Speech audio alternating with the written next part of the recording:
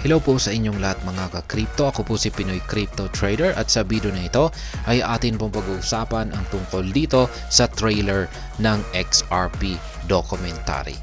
Ayan, sabi rito ay community thrilled as trailer for XRP documentary finally out now. Kaya ayan, marami na daw pong excited dahil sa trailer na ito na nailabas. Yan, trailer po tungkol sa documentary ng XRP. Ayan, bago po tayo magpatuloy ay nais ko lamang po munang bigyang linaw ang aking disclaimer kung saan ang nilalaman po ng video na ito ay hindi po ito isang financial advice. For education and information purposes lamang po ang layunin nito.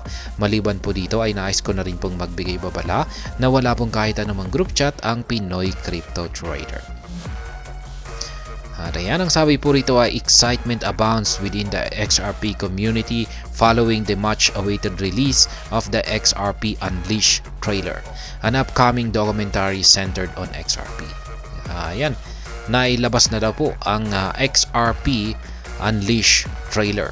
Isa po itong trailer para sa paparating na maipapalabas na documentary tungkol kay XRP. Yan, nung mapanood ito, mapanood ng buong XRP community ang trailer ng documentary na ito ay marami pong marami pong nagka-interest. Ayan. In a recent post on X, Abs, a notable member of the XRP community, called attention to the release of the XRP Unleashed trailer. Ayan, si Abs. Siya po yung unang naglabas po ng tungkol dito sa XRP Unleashed trailer na ito. Pinost po niya ito sa X.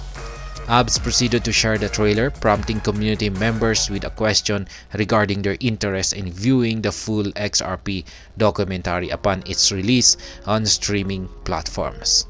Kaya yan, maipapalabas daw po yung full documentary na ito sa mga streaming platforms.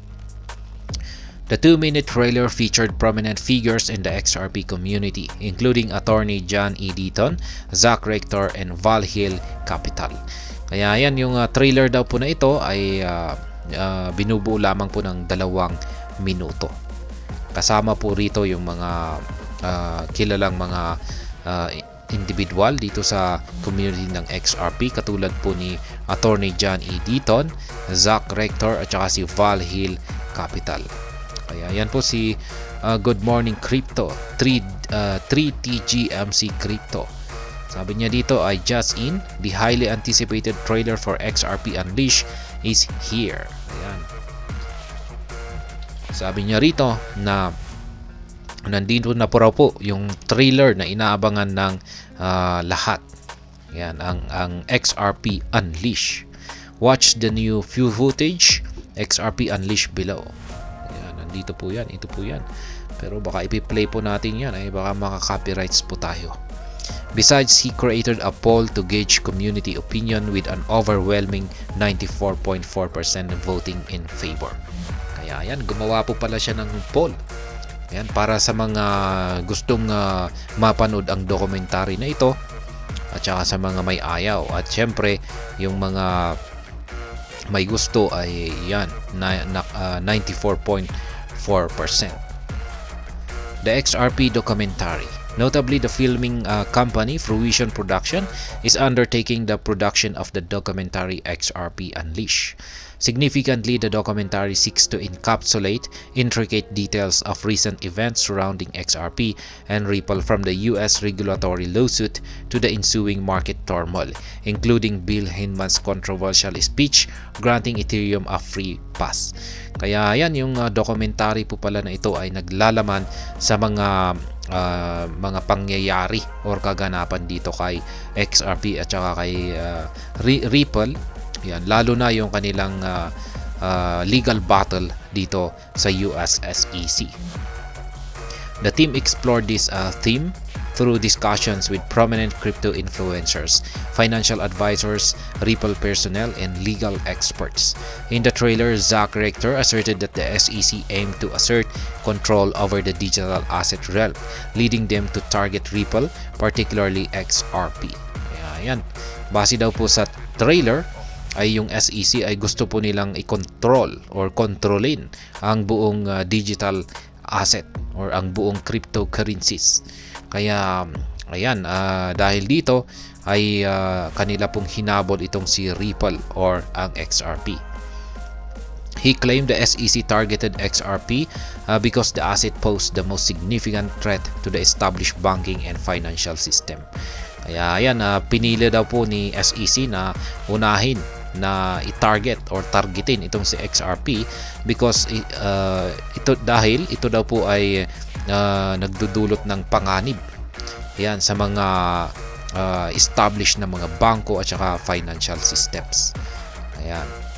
Parang ito yung magpapabagsak sa mga parang ayan, magdudulot ng hindi maganda sa mga banking at saka financial system.